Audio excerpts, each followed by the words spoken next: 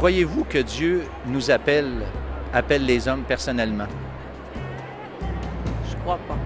Oui, à bâtir un monde mieux, un monde où tout le monde peut trouver son bonheur, puis où est-ce qu'on peut apporter un petit plus à son prochain. Ma conscience m'appelle à être meilleure envers les autres, à faire de mon mieux à chaque jour, à être altruiste. Si c'est ça Dieu, ben c'est merveilleux. Je pense vraiment pas, parce qu'il nous a oubliés. Parfois, j'ai comme l'impression que oui, mais c'est pas clair. Il nous appelle tous, certainement personnellement. On ne l'écoute malheureusement pas suffisamment ou on ne l'entend pas, mais il nous appelle.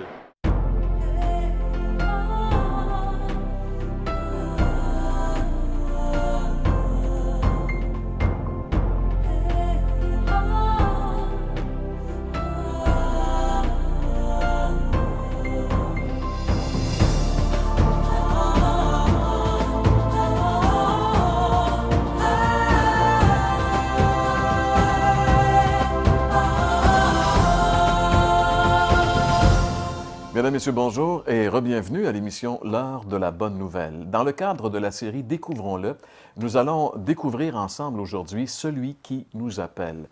Peut-être que vous trouvez un peu bizarre, étrange que l'on parle comme ça de Dieu, de Jésus, mais il faudrait être très attentif à ce qui nous arrive dans nos vies, parce que Dieu nous parle. Au-delà des circonstances, au-delà de ce qui nous arrive, il y a Dieu qui nous parle. Et François, je pense que dans le Vox Pop, justement, il y a un monsieur qui faisait un peu allusion à cela. Oui, c'est ça, je trouve ça très intéressant. Ce monsieur-là a mentionné que oui, Dieu nous appelle, mais des fois, on ne l'écoute pas, ou peut-être simplement, on ne l'entend pas.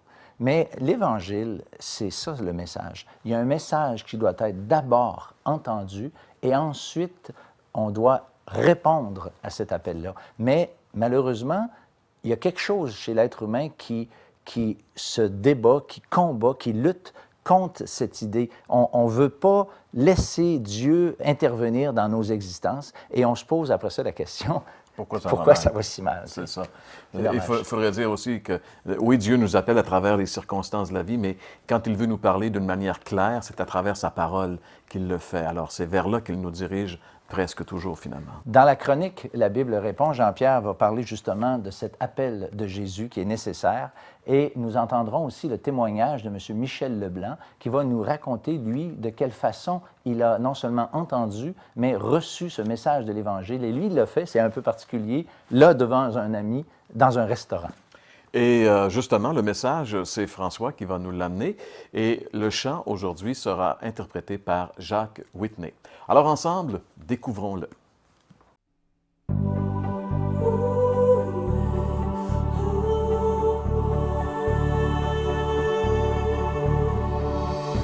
Jésus nous appelle-t-il vraiment à lui?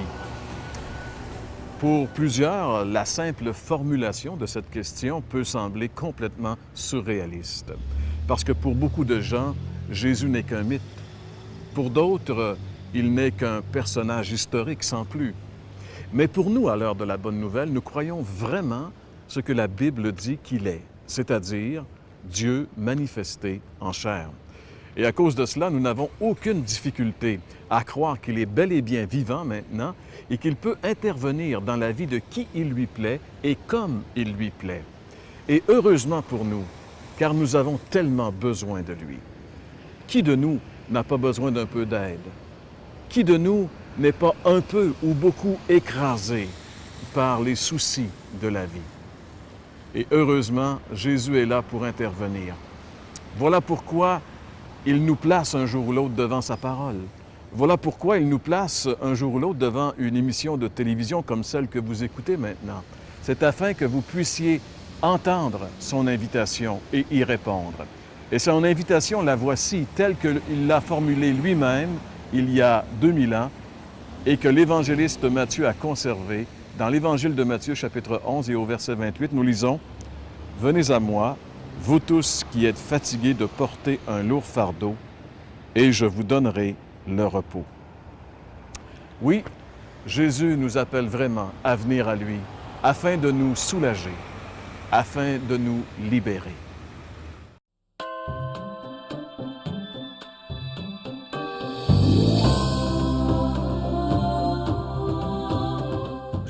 plusieurs se souviennent du fameux octobre 1987, où il y a eu une chute de la bourse. Et puis tous ceux qui avaient des actions en bourse s'en souviennent, j'en suis certain. Et j'étais de ceux-là. Québécois a pris donc la décision de se défaire de plusieurs assistants et adjoints. Et je faisais partie de ces adjoints-là qui ont été congédiés. Alors, en 13 mois, quand on perd ses avoirs, quand on perd son travail, je peux vous dire que ça m'en donne un coup. J'avais entre-temps eu des rencontres avec Bernard. On m'avait dit, attention, quand tu parles à ce gars-là, faut que tu te montres pas trop intéressé parce qu'il va te parler de religion. Alors, j'ai commencé à travailler avec Bernard, j'ai commencé à parler avec Bernard, j'ai commencé à même fréquenter Bernard. On se voyait pour le golf, on se voyait de temps en temps pour des petits soupers en tête-à-tête. J'aimais bien ça, parce que Bernard, c'est un gars qui écoute, et c'est un gars qui dit certaines paroles qui m'intéressaient. Il parlait de la Bible, il parlait des prophéties, il m'expliquait le rapport des prophéties avec les choses qui se sont passées, les choses années, puis je trouvais ça intéressant. Puis je me posais la question, comment ça se fait que mon ami prêtre ne m'a jamais entretenu comme un dessinateur industriel comme Bernard m'entretient? Alors, au début du souper, c'est bien évident que j'ai commencé à me plaindre. J'ai dit à Bernard, ça n'a pas de bon sens, regarde, là, la perte de mes placements, la perte de mon emploi, et maintenant, je peux dire que je m'en allais vers la perte de ma famille. Parce qu'en effet, Sylvie m'a mentionné que s'il n'y avait rien qui changeait, qu'on s'en allait vers le divorce. D'ailleurs, elle m'a confirmé qu'elle avait déjà entrepris des démarches pour ça. Alors, là, Bernard, tout confus, mais délicat comme je le connais habituellement, pris son temps, a pris une bonne respiration et m'a dit, « Michel, savais-tu qu'il y en avait un qui avait tout perdu aussi pour toi, qui a descendu de son trône de grâce pour venir sur la terre, pour justement payer la dette que toi, tu as encourue à cause du péché que l'homme a fait. Tu n'aurais jamais pu, toi, comprendre ces choses-là si ça ne t'était pas arrivé. » J'ai dit à Bernard, Bernard, pourquoi tu ne m'as pas dit ça avant? J'aurais pu prendre la décision avant que tout ça m'arrive. Et Bernard m'a dit, « Bien, Michel, ça fait 3 ans que je te le dis, mais tu n'écoutais pas. » Et je me suis aperçu que c'est vrai que je n'écoutais pas. Et là, le puzzle prenait toute sa place. Les morceaux de puzzle étaient maintenant placés. Et là, je comprenais qu'est-ce que Dieu a voulu faire avec moi dans ma vie. Et là, j'ai compris le plan de Dieu pour ma vie. Et je n'ai pas pu faire autrement que d'arrêter, de regarder Bernard et de dire, « Bernard, tu viens de m'apprendre une chose merveilleuse. Et je te déclare, ici même ce soir, que je donne ma vie à Jésus-Christ. Il est mort pour moi et je ne veux pas qu'il soit mort inutilement. Je veux qu'il soit mort pour que je fasse partie de son plan. »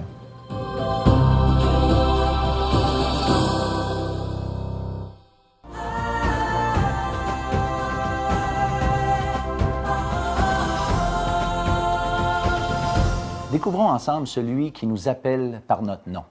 J'aimerais vous raconter un peu aujourd'hui une belle histoire, cette histoire de Zachée que nous retrouvons dans l'Évangile de Luc. On lit ensemble quelques versets qui nous rapportent le principal de cette histoire. « Et voici un homme riche appelé Zachée, chef des publicains, cherchait à voir qui était Jésus. Mais il ne pouvait y parvenir à cause de la foule, car il était de petite taille. Il courut en avant et monta sur un sycomore pour le voir, parce qu'il devait passer par là.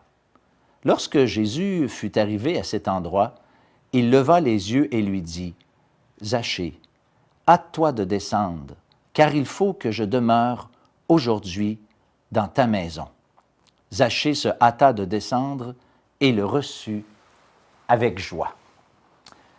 Zachée était d'abord, faut-il le dire, un drôle de bonhomme. Il était un Juif, mais qui travaillait pour le gouvernement romain. Il était collecteur d'impôts, chef en plus des collecteurs d'impôts. Et cet homme n'était pas beaucoup apprécié, c'est logique puisqu'il était un peu considéré comme un traître, Pire encore, cet homme avait cette réputation d'être voleur parce que ces gens, on les connaissait comme demandant davantage de taxes pour en garder le plus possible dans leur poche, de telle sorte que ces hommes-là étaient généralement assez confortables, voire riches. Et Zachée, malgré le fait qu'il était riche, peut-être même dans une mesure parvenu socialement, il lui manquait quelque chose, d'où probablement ce désir de voir, de rencontrer Jésus. C'est ce qu'il a fait, et on le voit courir, lui, le PDG des collecteurs d'impôts, on le voit courir et grimper dans un arbre pour voir Jésus. Et lorsque Jésus arrive tout près de lui, il lève les yeux vers lui et lui dit, « Zachée, hâte-toi de descendre, il faut que je demeure aujourd'hui dans ta maison. » Vous savez, il y a des promesses pour ceux qui cherchent, et Zachée était de cette catégorie d'hommes qui cherchaient à voir Jésus. Jésus a dit que ceux qui le cherchaient le trouveraient, ceux qui frapperaient, on ouvrirait. Il y a vraiment des promesses encore pour nous aujourd'hui, si on est sincère, si on cherche vraiment d'entrer en contact et de découvrir qui est Jésus. Imaginez notre Zachée comme ça, perché en haut de son arbre, et quand il arrive, le Seigneur Jésus lève les yeux vers lui. Ce petit geste en dit long sur l'intérêt de Jésus vis-à-vis ce Zachée. Il en dit long parce que Jésus de toujours s'intéresse au monde, s'intéresse aux gens, s'intéresse à la misère même humaine. Et là, on le voit dans cette histoire. Vous connaissez cette histoire de la brebis perdue où le berger cherche sa brebis jusqu'à ce qu'il la trouve. Voilà l'attitude de Dieu encore aujourd'hui vis-à-vis chacun d'entre nous. Il y a une déclaration que Jésus fait à Zachée. « Zachée, hâte-toi de descendre, car il faut que je demeure dans ta maison. » Cette déclaration, il nous la fait encore à chacun d'entre nous aujourd'hui. C'est une déclaration un peu particulière. Zachée est loin d'être une bonne personne, on l'a vu ensemble. Pourtant, Jésus l'appelle. Et c'est intéressant, il l'appelle par son nom. Zachée était connu de Jésus, et probablement que Jésus, de toute évidence, connaissait beaucoup plus que son nom. Il savait tout de lui. Vous savez, Dieu connaît tout de nous. Il sait qui nous sommes. Il sait beaucoup plus que notre nom. Il sait peut-être en ce moment même si vous êtes découragé, si vous avez des difficultés, il les connaît. Mais il connaît aussi, malheureusement ou heureusement, notre péché. Nulle créature n'est cachée devant celui auquel nous devons rendre compte, nous dit la Bible. Malgré tout, Jésus aimait Zachée et s'était intéressé à lui de la même manière qu'il s'intéresse aussi à chacun d'entre nous aujourd'hui. Non seulement il nous aime, mais il est intéressé aujourd'hui même d'entrer dans chacune de nos vies comme il est entré dans la maison de Zachée. Zachée a répondu oui à cet appel de Jésus. Ce qui s'est passé par la suite n'a été possible que parce que Zachée a répondu positivement à l'appel de Jésus. Zachée se hâta de descendre, avons-nous lu ensemble, et le reçut avec joie. C'est à ce moment que Jésus lui a dit, quand même, faut-il le dire, quelque chose de bizarre. Jésus lui a dit, « Aujourd'hui, le salut est entré dans ta maison. » C'est une expression quand même curieuse. D'abord, il n'est pas dit que Zachée a embrassé une nouvelle philosophie, une nouvelle doctrine, voire même une nouvelle religion. Zachée, c'est le Seigneur Jésus ou le salut qui est entré chez lui. Et ça, c'est nul autre qu'une personne, le Seigneur Jésus, qui est entré chez lui. Le terme salut signifie une délivrance. Et si Jésus peut être appelé le salut, c'est parce que Jésus est celui qui a accompli tout ce qu'il fallait pour que nous puissions être délivrés de la condamnation du péché, nous dit la Bible. Parce que, pécheurs, nous sommes condamnés vis-à-vis la sainte loi de Dieu. La Bible dit, lisons-le ensemble dans l'Épître aux Romains, « Le salaire du péché, c'est la mort. Jésus, qui est sans péché, a rien de moins que subi la colère de Dieu pour chacun d'entre nous. Quand sur la croix, Jésus s'est écrié « Mon Dieu, pourquoi m'as-tu abandonné? » C'est parce que, à ce moment-là, Jésus portait le châtiment de nos fautes. Il a été traité par Dieu comme si lui était l'auteur de tous les péchés que nous avons commis, vous et moi. Dieu offre maintenant à chaque être humain un complet pardon en vertu de ce que le Christ a accompli sur la croix. À la demande de Jésus d'entrer dans sa maison, Zachée a répondu oui à cette demande. Et quand Jésus entre dans la maison de quelqu'un, il y a tout un ménage qui s'accomplit. Et voyez-vous, lisons ensemble ce que Zachée a décidé de faire le jour où Jésus est entré dans sa maison. On lit au verset 8, « Mais Zachée, se tenant devant le Seigneur, lui dit, « Voici, Seigneur, je donne aux pauvres la moitié de mes biens, et si j'ai fait tort de quelque chose à quelqu'un, je lui rends le quadruple. » Non seulement Zachée ne reconnaît qu'il est pécheur et ne conteste pas du tout ce que les gens pensaient de lui, mais Zachée fait ce que la Bible appelle une réelle repentance en faisant et en voulant même faire réparation des fautes qu'il aurait commises dans le passé. Eh bien, laisser Jésus entrer dans notre vie implique nécessairement que nous le laisserons faire le ménage qui s'impose dans nos vies. De la même manière que Jésus est entré dans la maison de Zachée, Dieu veut aujourd'hui aussi entrer dans notre maison. Comme pour Zachée, il nous voit, il s'intéresse à nous. Et si nous répondons oui à l'appel, le salut va entrer aujourd'hui dans notre maison. C'est ce que la Bible appelle la conversion. L'histoire de Zachée aurait été fort différente si Zachée n'aurait pas laissé entrer Jésus dans sa maison. Et la seule façon que la vie de Zachée a été changée, et si Jésus a pu dire « le salut est entré aujourd'hui dans ta maison », c'est parce que Zachée a répondu oui à cet appel de Jésus.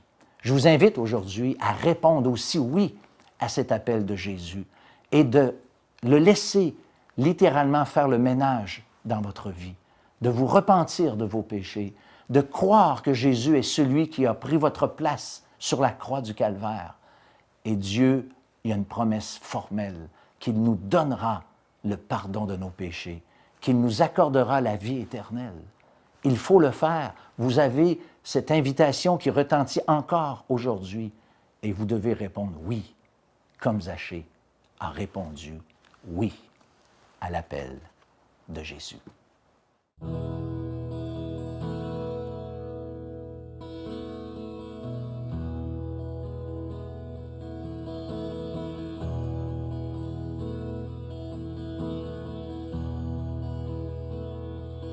Est-il quelqu'un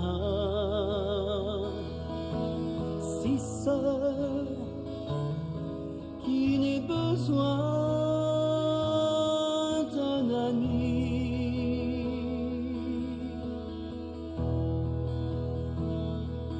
Est-il un cœur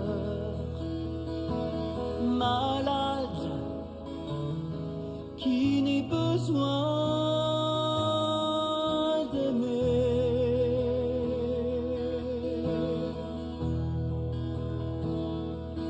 Est-il un désert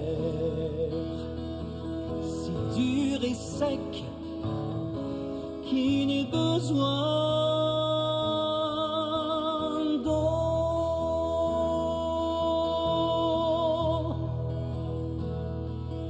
Est-il une âme perdue qui n'ait besoin du Sauveur?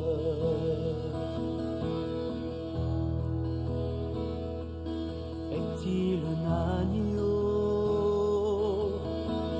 blessé qui n'ait besoin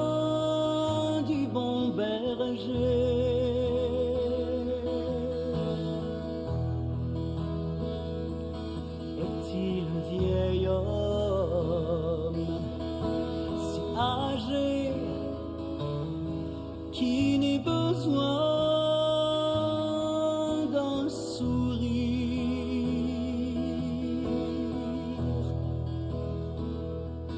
Est-il une fiancée si belle qui n'ait besoin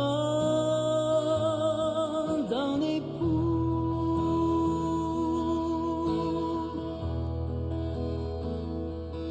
Est-il une âme perdue qui n'ait besoin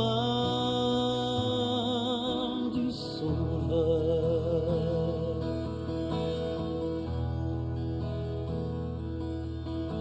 Seul, tu marches tout seul sur le chemin. Dis, c'est pas trop dur,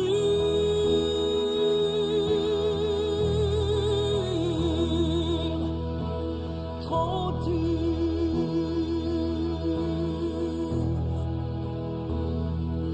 Oh Jésus t'aime, pour toi sur le chemin il a marché.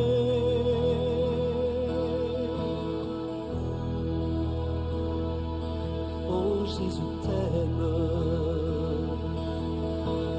pour toi sous le poids il est courbé.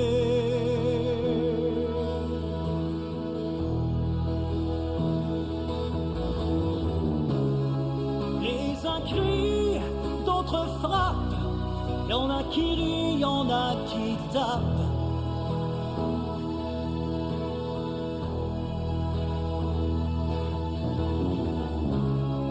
Certains ont fermé leurs volets, d'autres pleurent, et toi, qu'est-ce que t'en es?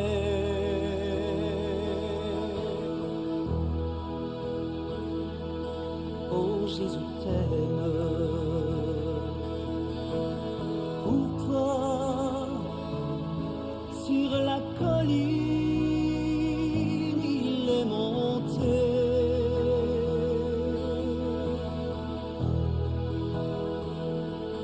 Oh Jésus t'aime, pour toi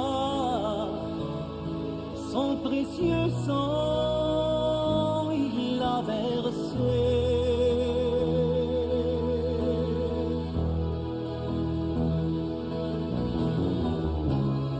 À la croix, vois ton sauveur, pour que tu vives, c'est lui qui meurt.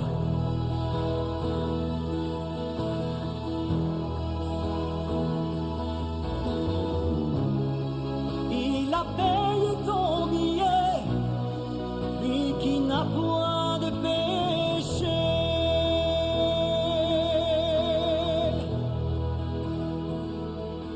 Oh Jésus t'aime, pour toi au tombeau il n'est pas resté.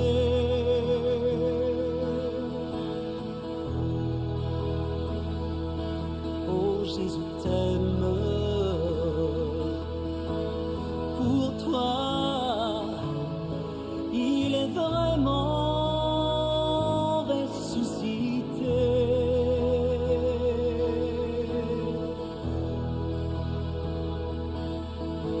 Viens, tu n'es plus seul sur le chemin.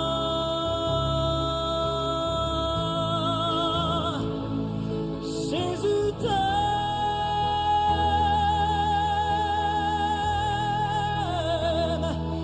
oui il t'aime.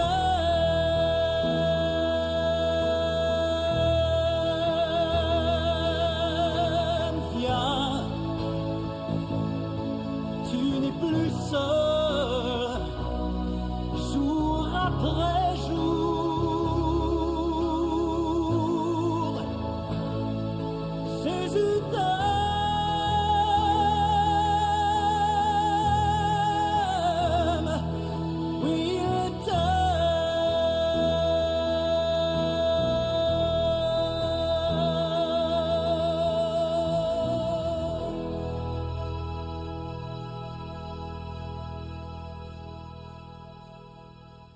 Merci beaucoup, Jacques Whitney, pour ce chant qui nous rappelle que finalement, oui, parce que Jésus nous aime, il nous appelle. Il nous appelle à venir à lui parce que lui seul peut vraiment combler les plus grands besoins que nous avons. Et le premier de ces besoins, c'est un besoin de pardon. Il faut que nos péchés soient pardonnés.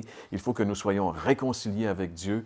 Et par la suite, Dieu fait de nous ses enfants. Et là, il répand sur nous ses bontés à chaque jour. Et on entre dans une relation merveilleuse avec Dieu. Et tout cela se fait bien sûr à travers l'appel. C'est pour ça qu'il ne faut pas résister. La Bible dit, si vous entendez sa voix, n'endurcissez pas votre cœur. Alors lorsqu'on entend que Dieu nous appelle, il faut vraiment, de la façon la plus rapide possible, répondre à l'appel de Dieu et ne pas remettre à plus tard de répondre à cet appel. Et François, l'appel de Dieu se fait également à travers, bien sûr, ses enfants, parce que Jésus a dit à ses disciples d'aller et de faire de toutes les nations des disciples. Et c'est ce qui va se produire la semaine prochaine à Saint-Jean-Chrysostome. Oui, c'est vrai, c'est ça. Nous, on veut répondre justement à cet appel que le Seigneur nous fait. En fait, on brûle d'envie de vous partager le message de l'Évangile. Et je vous invite personnellement, je vais être là à ce déjeuner de l'espoir au restaurant Pizza Royale à Saint-Jean-Chrysostome, 780 rue Commerciale, à 9 h samedi, le 18 mars prochain. Je vais vous y attendre et je vous invite vraiment avec enthousiasme d'y être. Et des déjeuners de l'espoir, il y en a un petit peu partout également à travers la province de Québec. Il y a, vous allez voir dans quelques instants, un numéro de téléphone, mais aussi un site Internet. Vous pouvez juste aller y faire un tour et vous allez voir si dans votre région, quand il y a un déjeuner de l'espoir. J'aimerais aussi vous rappeler que l'émission L'heure de la bonne nouvelle est présentée également sur Internet. Nous avons un site et toutes les émissions, les dernières séries sont présentées. Alors n'hésitez pas, on aime communiquer avec vous et c'est la raison pour laquelle nous vous donnons rendez-vous la semaine prochaine pour une autre émission de l'heure de la bonne nouvelle. L'heure de la bonne nouvelle tient à remercier le manoir Brickey. Pour toi, au tombeau.